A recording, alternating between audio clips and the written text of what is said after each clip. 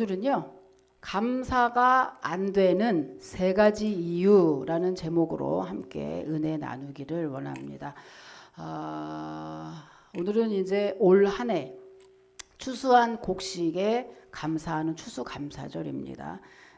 우리는 이제 도시에 사는 사람들이기 때문에 한 해 동안 함께 하신 주님께 감사하는 절기, 이렇게 생각하시면 되겠습니다. 감사절의 그 설교의 주제가 대부분 정말 거의 100% 당연히 감사하라겠죠. 그것도 범사에 감사하라라는 그러한 제목, 주제입니다. 그런데 솔직히 이 감사라는 단어가 솔직히 그렇게 쉽지만은 않아요. 그죠? 쉽지만은 않습니다. 그런데 그래서 특별히 하나님이 쉽지 않기 때문에 강제적으로라도 너희들은 감사해라. 그래서 특별히 1년에 2차례 맥추감사, 추수감사를 정해서 이렇게 강제적으로라도 우리에게 감사의 시간을 주신 것이죠. 왜냐하면 감사와 우리의 신앙생활은 아주 뗄래야 뗄 수 없이 딱 붙어 있기 때문입니다.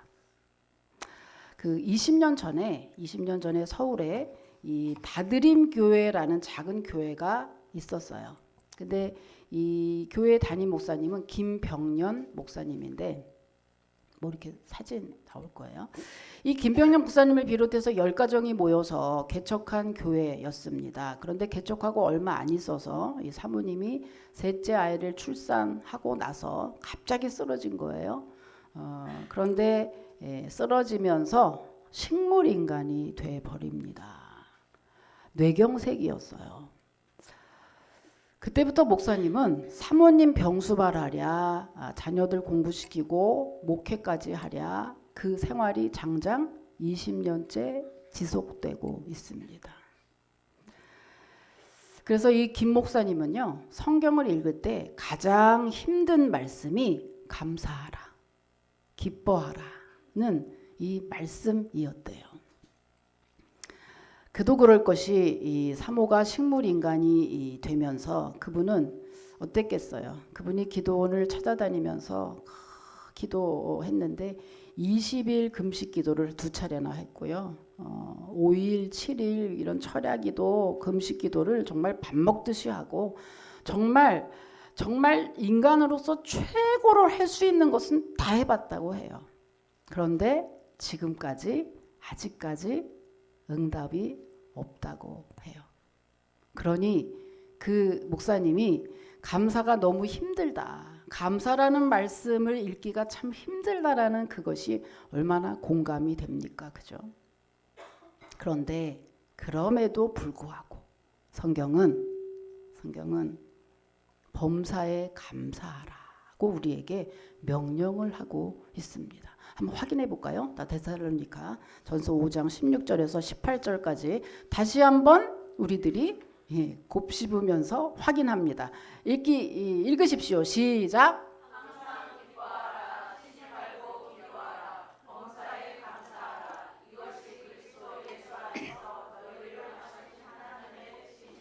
아멘. 자, 우리 또 읽었어요. 그죠? 감사하라. 범사에 감사하라. 또 읽었어요. 읽긴 읽었는데 그래도 여러분, 나라를 봐도 경제 사정을 봐도 옆을 봐도 앞을 봐도 뒤를 봐도 참 갑갑합니다. 답답해요. 도무지 감사할 수 없는, 감사가 쉽지 않은 이 시대를 지금 통과하고 있습니다. 그렇다면 우리의 과제, 그렇다면 우리는 어떻게 하면 정말 성경 말씀대로 범사에 감사할 수 있을까요? 우리는 성도니까 하나님의 말씀대로 살아야 되는데 어떻게 하면 정말 성경 말씀대로 범사에 감사할 수 있을까? 그래서 오늘 열심히 연구하다가 우리들이 매 절기마다 우리가 감사해야 하는 이유를 거의 강제적으로 듣습니다. 그죠? 그런데 올해는 반대로 우리가 왜 감사하지 못하는가? 우리는 왜 감사가 쉽지 않은가라는 그 이유를 통해서 도리어 더 감사함으로 나아가는 그런 계기가 되기를 원합니다. 여러분, 오늘 감사 예배를 통해서 감사가 쉽지 않은 이 시대에 더 감사하는 여러분이 되시기를 주님의 이름으로 축복합니다. 자, 오늘 본문의 배경은 이렇습니다. 10명의 나병 환자가 예수님께 찾아왔죠. 그래서 고침을 받았어요. 10명이 다 고침을 받았어요. 그런데 그 중에 9명은 감사하지 않았고 단 한 명만 감사했는데 그 한 명도 누구냐 하면 유대인들이 아주 더럽다고 아주 이방인이라고 사람 취급도 않았던 사마리아인 한 사람만 주님께 되돌아와서 감사를 했습니다. 그래서 예수님이 오늘 읽어보니까 뭐라 그러셔요? 9은 어디 있느냐. 주로 이 설교는요, 그 9은 어디 있느냐 이 제목으로 설교를 많이 해요. 그러니까 예수님이 9은 어디 갔느냐 하시면서 서운해 하셨어요. 그렇다면 진짜 왜 9은 감사하지 않은 걸까요? 오늘 이걸 본단 말이죠. 왜? 비슷하니까. 우리와 비슷하니까 왜 9이 감사하지 못했는가? 그 당시에 정말 소망이 없었던 문둥병이에요. 문둥병에서 고침을 받았는데도 불구하고 그들은 왜 감사하지 못한 걸까? 왜 감사하지 않은 걸까? 그 이유를 한번 살펴봅니다. 첫 번째는요, 그들이 감사하지 않은 이유, 첫 번째는 세 가지로 요약을 해봤습니다. 첫 번째는 하나님의 은혜를 깨닫지 못했기 때문입니다. 여러분, 대부분의 사람들이 감사하지 않는 이유는요, 감사할 일이 없어서가 아니라 그 사건들을 통해서 그 하나님의 그 속에서 역사하시는 그 하나님의 은혜와 그 하나님의 손길을 느끼지 못했기 때문에 감사하지 않는 거예요. 이 9명도 역시 그랬습니다. 여러분, 당시에 이 나병은 치료도 불가능했지만 더 괴로운 건 뭐냐면 종교적으로 부정한 병이라고 하는 그런 프레임까지 씌워서 이 나병 환자들은 이중고를 겪어야만 했어요. 아픈 것도 힘든데 이 병이 부정한 병이라는 거죠. 저주받은 병이라고 하는 것 때문에 이들이 더 이중고를 겪으면서 힘들어 했었거든요. 그러니까 이 10명의 나병 환자 역시 마찬가지예요. 그래서 예수님께 오늘 본문 읽어보면 예수님께 우리 병 좀 고쳐주세요 할 때에도 예수님께 가까이 가지도 못했어요. 부정한 병이라 사람을 가까이 만날 수가 없었어요. 그 당시 사회에서. 그러니 예수님이 멀리 보면서 예수님을 외치죠. 우리를 고쳐주세요 이렇게 외쳤다는 거예요. 근데 이렇게 멀리서 외쳤는데 그 외침 소리를 들은 예수님이 아주 이들에게 이상한 명령을 하십니다. 어떤 명령이냐면, 야, 너희 몸을 제사장에게 가서 보여라 이러는 거예요.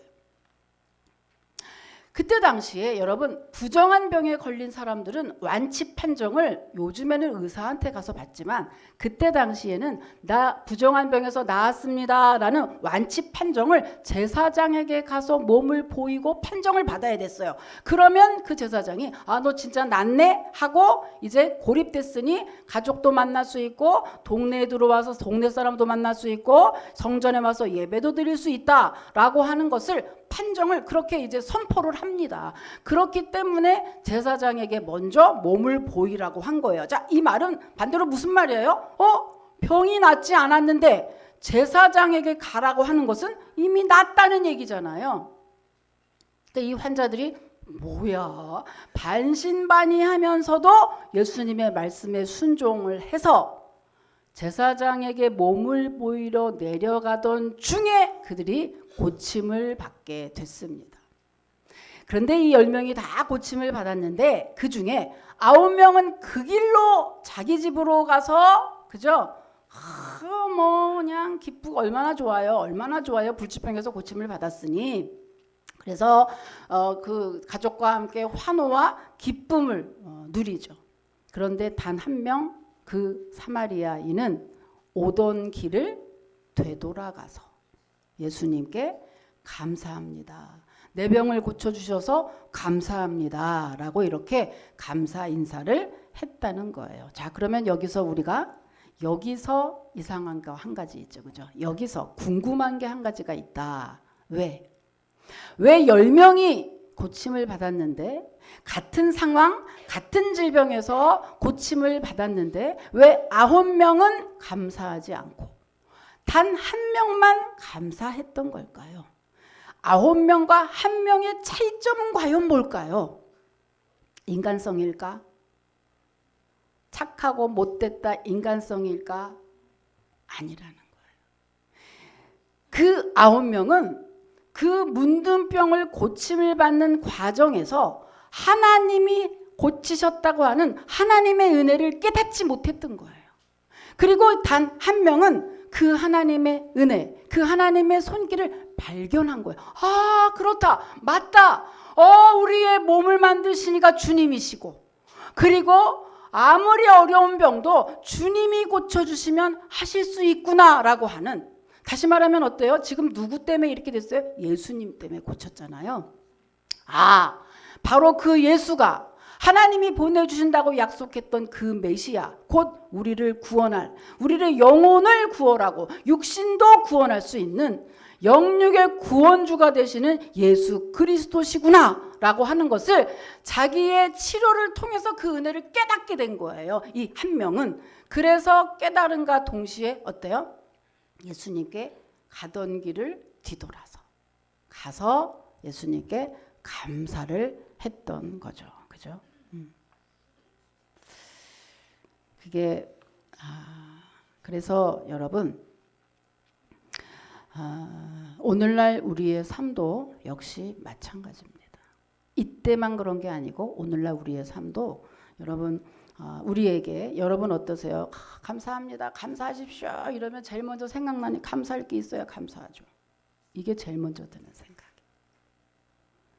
근데 오늘 이 본문을 보면서 우리가 다시 한번 생각해 보면 우리에게 더 큰 기적이나 더 큰 은혜가 있어야 감사하는 게 아니라 사실은 우리가 그동안 받은 여러분 60세, 70세, 80세, 40세, 50세 이 나이 동안에 그동안 받은 은혜만으로도 사실은 주님의 은혜는 감사할 거리는 차고도 넘치는데 문제는 뭐냐면 우리가 그 속에서 주님이 일하셨던 주님의 그 손길이나 나의 인생 속에서 주님이 일하셨던 그 손길이나 주님의 사랑이나 주님의 은혜를 깨닫지 못했기 때문에 그만큼 감사하지 못했다는 거죠. 그런즉 오늘 우리에게 또 다른 큰 기적을 주세요. 여러분 기적 주는 거 그렇게 좋아하지 말아요. 기적이 필요하다는 얘기는 그 기적을 끌어내야 되는 고통이 있을 때 기적이 있지. 아니 로또는 안 그렇구나. 그렇죠? 로또는 그 로또는 사야 되는 수고가 있어야지. 뭐든지 그냥은 없다는 거예요. 그렇기 때문에 우리에게 또 다른 기적이나 더 큰 감사 어떻게 이런 게 있어야 감사하는 게 아니라 여러분 내가 이제껏 주님이 주신 것 중에 주님의 은혜를 깨닫는 순간 우리는 감사합니다 라는 고백이 나올 수밖에 없다고 하는 거죠. 우리들이 여러분 장례식장을 가야 내가 살아있음에 세상 감사하게 되고요. 또 누군가 시력이 잃어버리는 걸 볼 때 내가 볼 수 있음에 감사하게 되고요. 누군가 옆에 사람이 팔다리가 없어질 때 팔다리가 아프거나 사고를 당했을 때 그걸 보면서 새삼 내가 팔다리가 다 있음에 그때서 감사하게 되는 우리들 아닙니까? 그죠? 우리가 참으로 감사 불감증에 걸려 있구나 라는 거를 우리가 새삼 느끼게 돼요. 웬만한 건 다 당연시하죠. 여러분 아까 말씀드린 그 다드림 교회가요. 이제는 수백 명이 모이는 교회가 됐습니다. 사모가 없는 개척교회에 성도들이 더 열심을 내서 전도를 한 그 결과예요. 그래서 이제 그 김병년 목사님은 이제 하나님께 감사합니다. 감사해요. 그러면서 그분이 한 고백이 한 가지 있어요. 감사하는 데는 삶의 아픔을 치유할 시간이 필요합니다. 시간이 지나고 나면 평소에 보이지 않던 것들이 보이기 시작하고 그것이 얼마나 소중한지를 알게 되죠. 그때 감사할 수 있습니다. 그러나 그 시간까지 그냥 좀 울게 버려두세요. 무슨 말씀인지 여러분 이해가 가십니까? 그러니까 다시 말하면 성경에서 범사에 감사하라는 그 말은 예를 들면 지금 자녀든 누구든 당장에 갈 사람이 아닌데 사고로 간 그 앞에서 아무리 예수 믿고 천국 간다고 해도 아직 갈 사람이 아닌데 거기 가서 뭐 감사하십시오 천국 갔으니 감사합시오 하는 사람이 어디서 정신병자지 그냥 확 그냥 그잖아요. 마찬가지예요. 범사에 감사하라는 이 말의 뜻은 사건 자체를 감사하라는 게 아니라 그 사건을 통해서 하나님의 은혜를 깨달을 때 감사할 수 있게 된다는 그러한 의미입니다.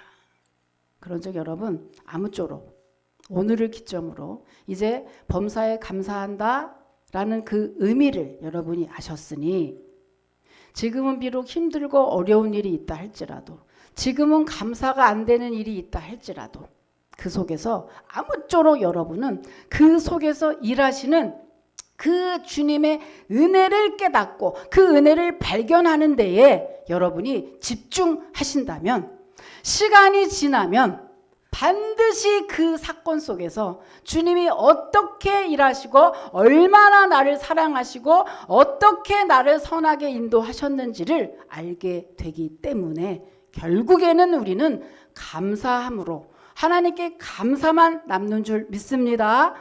그런즉 감사밖에 없는 거죠. 그래서 오늘을 기점으로 여러분 늘 여러분의 삶 속에서 역사하시는 그 주님의 은혜를 발견하는 은혜가 있으시기를 주님의 이름으로 축복합니다.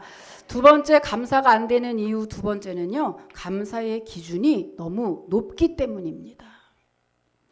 사실 감사는요. 감사의 기준점을 어디에 두느냐에 따라서 참 다릅니다. 똑같은 사건이 감사가 될 수도 있고 반대로 불평이 될 수가 있죠. 오늘 본문에 9명과 10명 역시 그러했어요.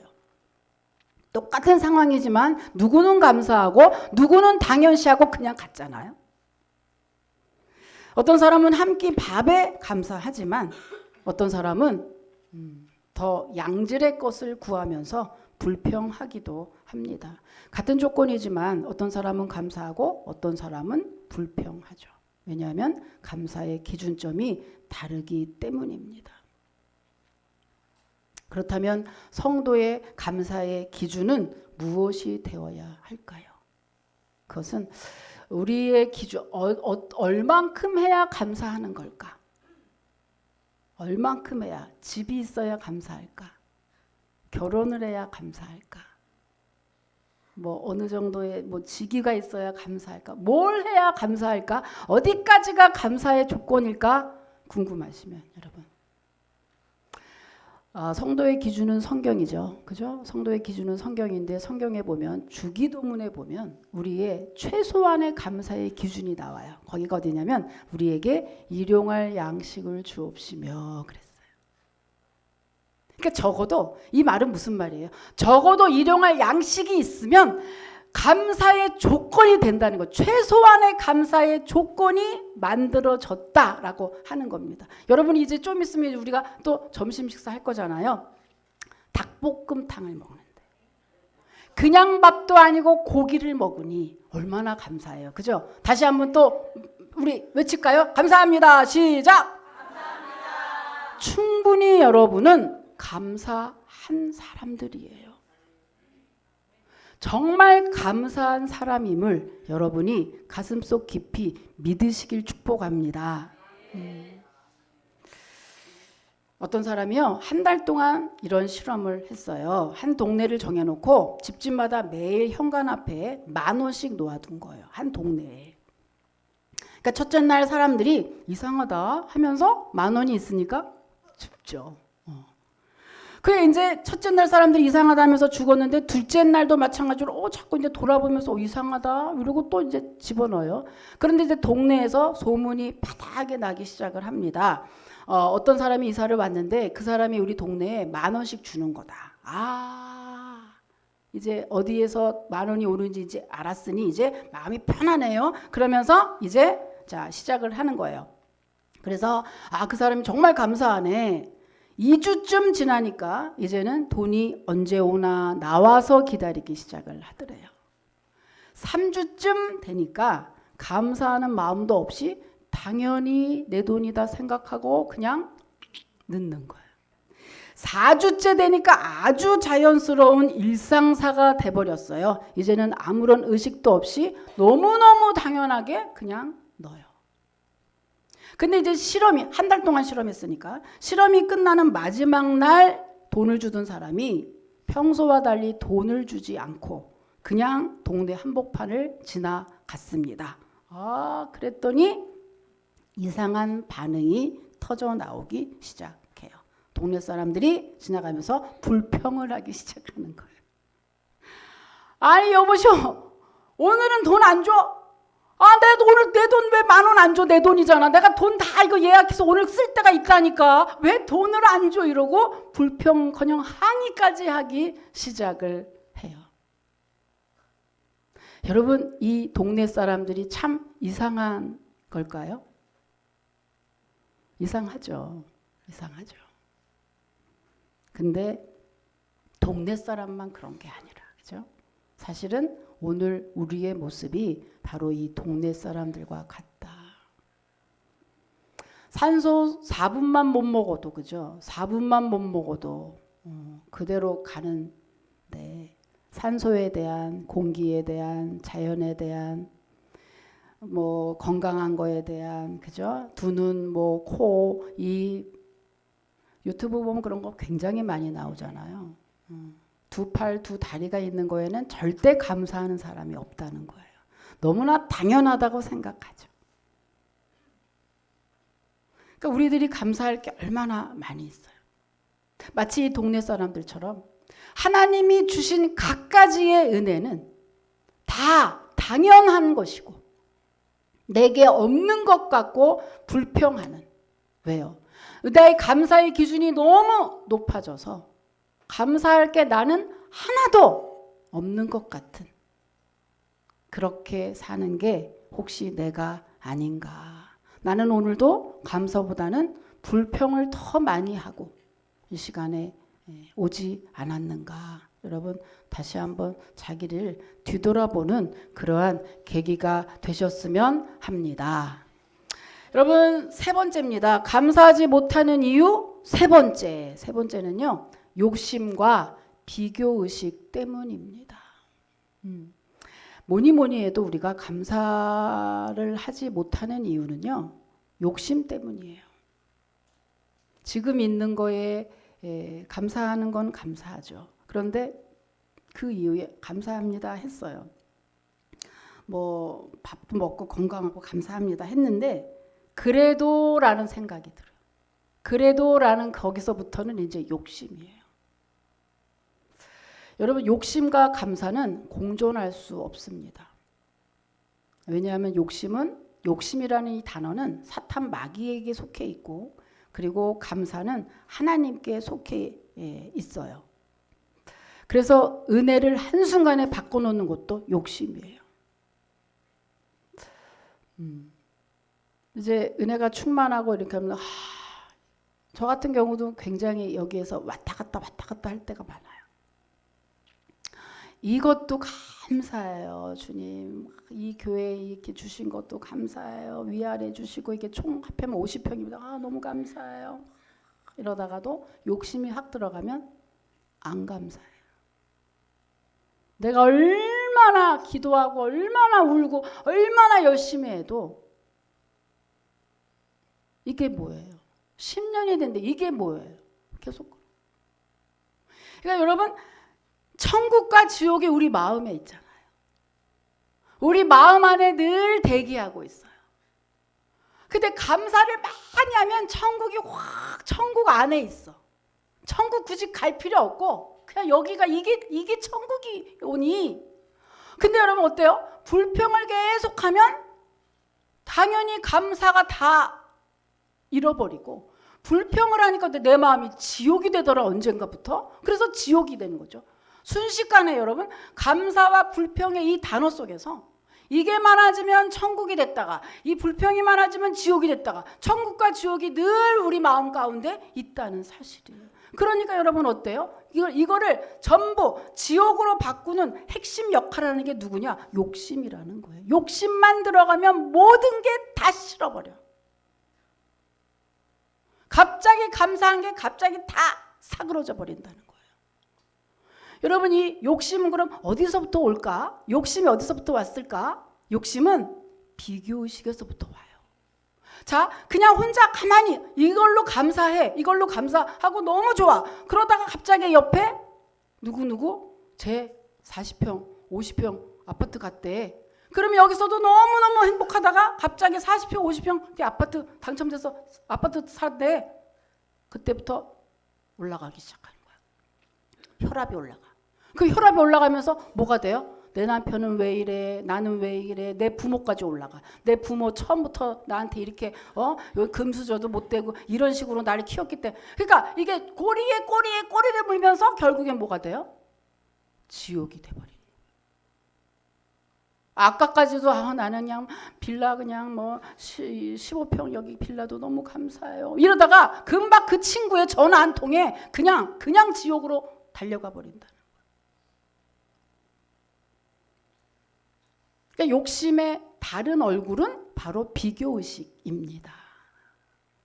그러니까 이게 무슨 말이에요? 여러분, 우리가 감사하려면 실제로 감사할 일이 많이 생겨서, 실제로 누가 합격했어요, 누가 뽑혔어요, 돈을 받았어요, 월급 올랐어요. 그래, 물론 이런 조건들이 있지만 그 외에 조건적이지 않고 하나님이 그냥 주시고 너무나 내가 당연하게 생각하는 것 자체도 감사할 일이라고 했죠. 그런데 어때요? 이 비교의식 때문에 가만히 있으면 되는 것을 비교하면 그 감사의 조건이 다 사그러져 버린다고 하는 거예요. 그러니까 이 감사는 욕심을 잘 조절해야만 감사가 나올 수 있다는 거예요. 여러분 사실은 욕심이 무조건 나쁜 것만은 아닙니다. 어느 정도의 욕심은 정말 필요해요. 인생이. 여러분 욕심이 없으면 성장도 없어요. 욕심이 없으면 여러분 기도도 안 해요. 어느 정도 뭔가 되고자 하는 게 있어야 기도를 할 텐데 욕심이 없는 그냥 여기서 끝이야. 그냥 먹고 그냥 이게 끝이고 그러면 기도할 게 뭐가 있어요. 욕심이 없어서 기도도 안 하고요. 욕심이 없으면 전도도 안 해요. 내 사랑하는 사람이 천국 가야 되는데 이런 욕심이 없이 가거나 말거나 그냥 내 한 몸 그냥 맛있는 거 먹고 배부르고 등 따숩고 자고 이러면 끝이지 뭐가 있노? 그러니까 아무 그게 없으면 여러분 기도도 안 하고 전도도 안 하고 아무것도 안 해요. 욕심이 없으면. 그러니까 여러분 어느 정도의 욕심은 그 인생의 활력소가 돼요. 욕심이 없으면 성장도 없고 발전도 없어요. 그런데 우리가 말하는 건 뭐예요? 지나친 욕심을 말하는 거예요. 지나친 욕심은 불행한 인생의 불씨가 돼요. 지나친 욕심. 그러니까 이 욕심을 잘 조절해야 되는 거예요. 욕심을 잘 조절할 때 인생이 활력소도 되고 하나님께 감사할 수도 있고 한데 이 욕심을 조절하지 못하면 그저 남하고 비교만 하다가 인생 정말 안 좋은 인생이 되는 거죠.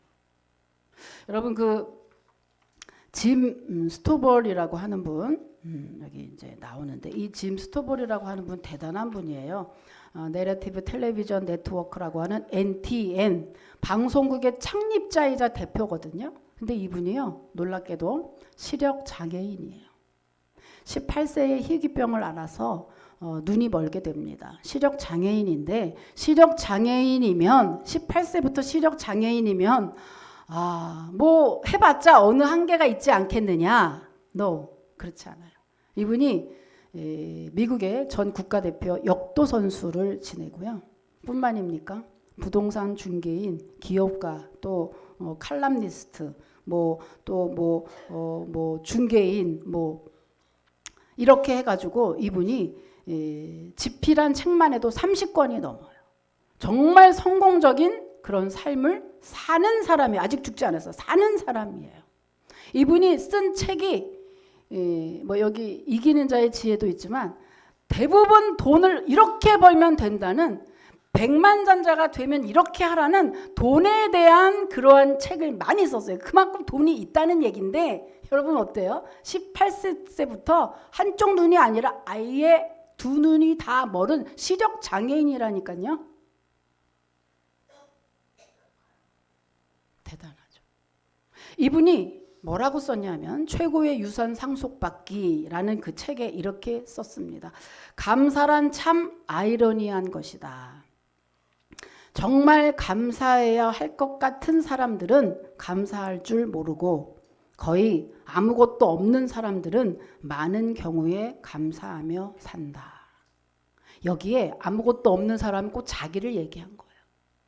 자기 같은 시력 장애인을 얘기한 거예요. 그 시력 장애인이 자신은 감사할 게 너무 많더래. 왜? 자기는 아무것도 없으니까. 그런데 그래서 감사했더니 정상인들도 이루지 못한 엄청난 일들을 해낼 수 있었다라고 이분이 고백을 합니다. 어떠세요, 여러분? 감사라고 하는 것이 정말 해도 되고 안 해도 되는, 그냥 그런 감사라고 하는 것이 립서비스도 아니고 그냥 단어가 아니라, 감사는 여러분의 인생을 행복하게 할 수 있는 근간이 되고, 특히 성도는 지난주에 얘기한 것처럼 성도는 이 감사는 믿음을 유지하게 하는 근간의 힘이 된다고 하는 겁니다. 우리가 왜 성도가 더 특별히 감사하는 삶을 살아야 하느냐 하면, 감사를 잃어버리면 신앙을 잃어버리기 때문이에요. 자, 이 증거가 있습니다. 로마서 1장 21절 한번 읽어볼게요. 1장 21절 시작.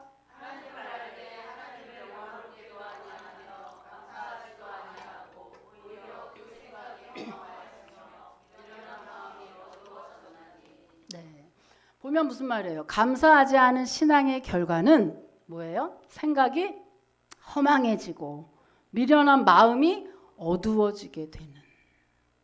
그러니까 겉으로 교회 오고 이렇게 믿는 것 같이 하지만 감사하지 않고 불평이 늘 충만한 그러한 신자는 결국에는 무슨 말이에요? 생각이 어두워지고 마음이 어두워지고 마음과 허망해지는 하나님 사람답지 않은 신앙의 모습으로 결국에 가는 길은 뻔하죠, 뭐. 여러분, 세상을 바라보면 감사가 절대 쉽지 않습니다. 그러나 주님을 바라보면 온통 감사할 것 천지입니다. 감사가 쉽지 않은 이 시대에 여러분, 성도는 왜 감사하죠? 어떻게 감사하죠? 주님이 나와 함께 하시잖아요. 나는 천국 시민권자잖아요. 내 아버지는 하나님 전능하신 창조주요 능력의 주님이 내 아버지시잖아요. 나는 이 땅에서는 조금 힘들고 어려운 삶이 간다 할지라도 이제 나는 죽으면 첫 천국에 가서 주님과 함께 왕노릇하는 주님의 왕자요 공주의 자리가 바로 우리잖아요. 그거 하나만으로도 충분한 그러한, 아무리 힘들고 어려워도 그 주님으로 인해서 여러분 감사를 놓치지 말고 그 감사를 붙들고 여러분 승리하시기를 바랍니다. 감사를 잃어버린 이 시대의 감사가 주님으로 인해서 더 감사가 풍성한 여러분이 되시기를 주님의 이름으로 축원합니다. 하나님 감사합니다.